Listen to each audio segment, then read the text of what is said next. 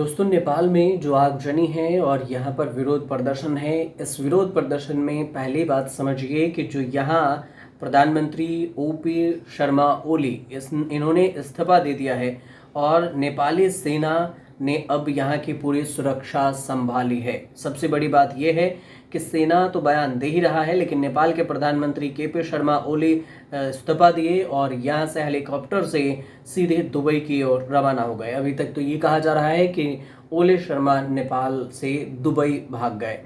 लेकिन दूसरी बात कि नेपाल में प्रदर्शनकारी इतने उग्र हो गए कि संसद तक में आग लगा दिया और इसके अलावे मीडिया हाउस की बिल्डिंग भी फूंक दी गई है। प्रदर्शनकारियों में कई ऐसे नेता हैं जिसके आवास फूंक दिए गए हैं और नेपाल के हालात में भारत की भी नज़र बनी हुई है और भारत ने नेपाल में जो मौजूद अपने नागरिक हैं उससे सतर्क रहने की भी अपील की है। हालात को देखते हुए त्रिभुवन हवाई अड्डे भी बंद कर दिए गए हैं। नेपाल के जो यहाँ पर 7 सितंबर से हिंसक विरोध प्रदर्शन शुरू हुए, 20 लोगों की मौत की खबर हुई है, 300 से ज़्यादा लोग इसमें घायल बताए जा रहे हैं। लेकिन सबसे बड़ी बात यह है कि इस विद्रोह की कहानी क्या है।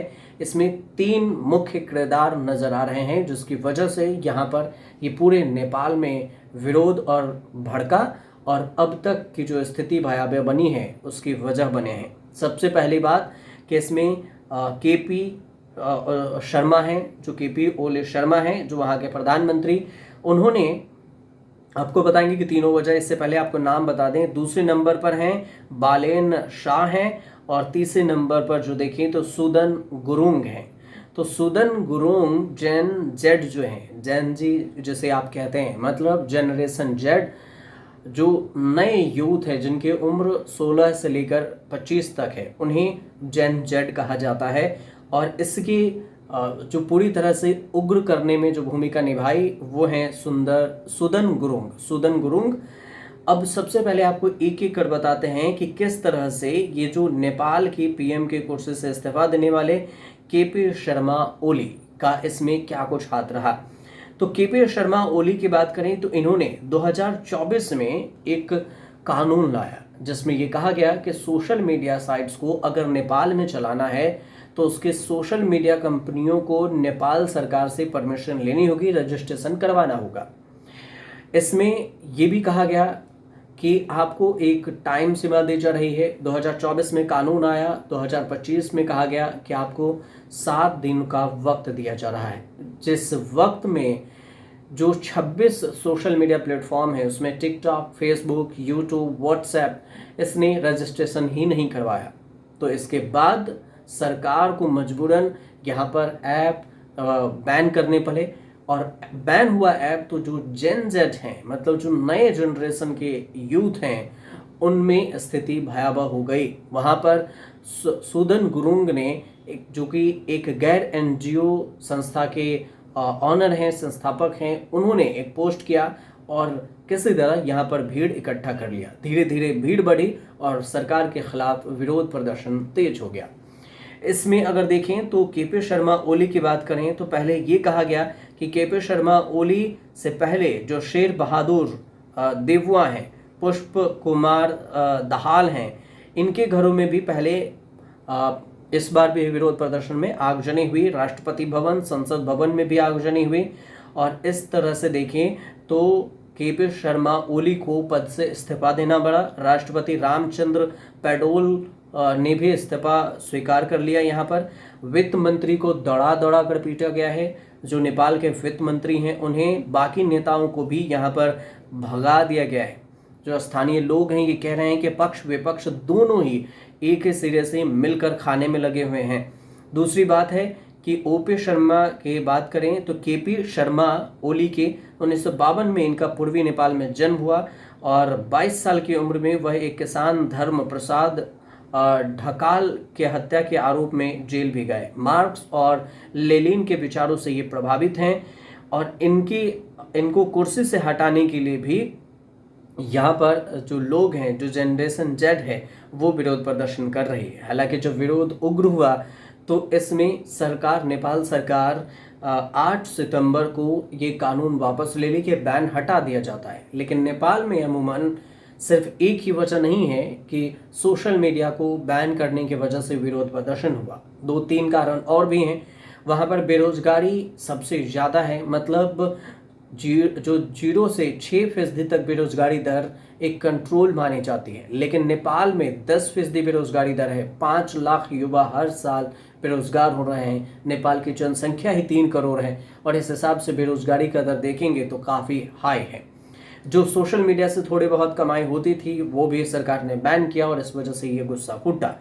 अब आते हैं बात कि ये जो सूदन गुरुंग हैं, ये सूदन गुरुंग कौन है जो जेन जेड का विशाल विरोध प्रदर्शन को खड़ा कर दिया। इन्होंने 400 लोगों को घायल हुए, संसद, मीडिया हाउस सबको इन फूकने में अगर देखें तो इन्हें यही हैं जो सूदन गुरुंग जिन्होंने पूरी भीड़ को इकट्ठा किया। हामी नेपाल नाम का एक एनजीओ है इनका और ये एनजीओ रन करते हैं, फंड इनको आता है विदेश से और सूदन गुरुंग इसी को लीड करते हैं। इनकी उम्र 36 साल है। सूदन गुरुंग ने सोशल मीडिया पर पोस्ट किया कि अब नेपाल की जनता इसे सहन नहीं करेगी और इन्होंने कई बार मदद भी किया है। जब नेपाल में भूकंप आया तो अपने एनजीओ से लोगों तक राहत और मदद पहुंचाया, लेकिन 8 सितंबर को इन्होंने आंदोलन का टेलीग्राम पर एक पोस्ट किया और इसके बाद यहाँ पर भीड़ इकट्ठा हो गई और सूदन गुरुंग के इशारे पर ही ये पूरे विरोध प्रदर्शन फूट पड़ा, सरकार के खिलाफ मैदान में कूद पड़े।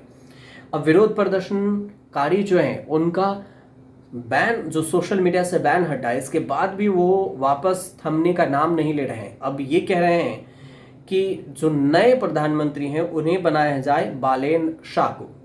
नए प्रधानमंत्री बालेन शाह की नियुक्ति के चाह रख रहे हैं, कह रहे हैं कि भ्रष्टाचार ज़्यादा है, बेरोजगारी दर ज़्यादा है, तो इस वजह से अब नए प्रधानमंत्री की मांग हो गई। तो सवाल ये उठा कि ये बालेन शाह आखिर कौन है। तो प्रदर्शनकारी में जो सबसे बड़ी मांग है वो है बालेन शाह की। बालेन शाह की अगर आपको बताएं कि कौन है ये, तो ये काठमांडू मेट्रोपॉलिटन सिटी के मेयर रहे हैं, मेयर हैं बालेन शाह। जिन जी प्रदर्शनकारियों में मौजूदा अशांति के बीच संयम बरतने का अब आह्वान किया है, क्योंकि तब तक नेपाल खाक हो चुका है। कई भवन इमारतें तोड़ दी गई है, जला दिया गया है। देश भर में जो तनाव बढ़ रहे हैं, अब तनाव को शांत करने के लिए बालेन शाह लिख रहे हैं कि अब आपको और मुझे संयम बरतना होगा, आपकी पीढ़ी को ही अब से देश का नेतृत्व करना होगा, तैयार रहें। बालेन शाह की राजनीतिक एंट्री देखें तो काठमांडू के मेयर हैं। राजनीति में आने से पहले बालेन ने एक रैपर और कलाकार के रूप में अपनी पहचान बनाई। रैप में हमेशा से सामाजिक मुद्दों, युवाओं की परेशानी, भ्रष्टाचार को इन्होंने मुद्दा बनाकर आवाज़ दी। धीरे धीरे युवाओं के दिल में उतरे। 2022 में बालेन ने काठमांडू में एक स्वतंत्र उम्मीदवार के रूप में मेयर का चुनाव जीता। भ्रष्टाचार के प्रति जीरो टॉलरेंस, शहर की सड़कों की सफाई, सार्वजनिक स्कूल शिक्षा में सुधार, टैक्स चोरी करने वाले निजी संस्थाओं पर नकेल जैसे कई सुधारों की शुरुआत इन्होंने की। अब बालेन शाह की थोड़े से पृष्ठभूमि देखें तो मेयर हैं इनके कजन भाई प्रशांत शाह। काठमांडू पोस्ट अखबार को ये बताया है कि बालेन कम उम्र से ही काठमांडू के प्रशासन को लेकर असंतुष्ट थे। अब प्रशांत शाह ने के अनुसार से कहा गया कि काठमांडू एक सुंदर शहर है और जीने लायक बनाया जा सकता है, लेकिन सरकार इसे लूट रही थी। ये महोत्तरी के रहने वाले हैं, महोत्तरी जिले के। बालेन का पूरा परिवार महोत्तरी जिले के है। बालेन का जन्म काठमांडू के नारा देवी इलाके में 27 अप्रैल 1990 को हुआ। पिता डॉक्टर राम नारायण शाह आयुर्वेद के डॉक्टर। फिलहाल उनका परिवार त्रिभुवन एयरपोर्ट के नज़दीक गौरी गांव में रहता है। बालेन शाह ने 2018 में सबीना काफले से शादी की। सार्वजनिक स्वास्थ्य के क्षेत्र में इन्होंने जो पहले काम करती थी। बालेन शाह ने आदि पुरुष फिल्म पर भी बैन लगाया था। मेयर शाह ने, उनका कहना हुआ था कि आदि पुरुष फिल्म है, एक संवाद आपत्ति है और इस फिल्म के रिलीज पर रोक लगा दी जाए। इस हिसाब से देखें तो आपको हमने बालेन शाह के बारे में भी बता दिया और यही पूरी जो टाइमलाइन थी तीनों की, वो कहानी निकल कर सामने आ रही है। आपको सही लगे तो हमारे चैनल से जुड़िए, सब्सक्राइब कीजिए, शेयर कीजिए, कमेंट कीजिए और जुड़े रहिए हमारे साथ।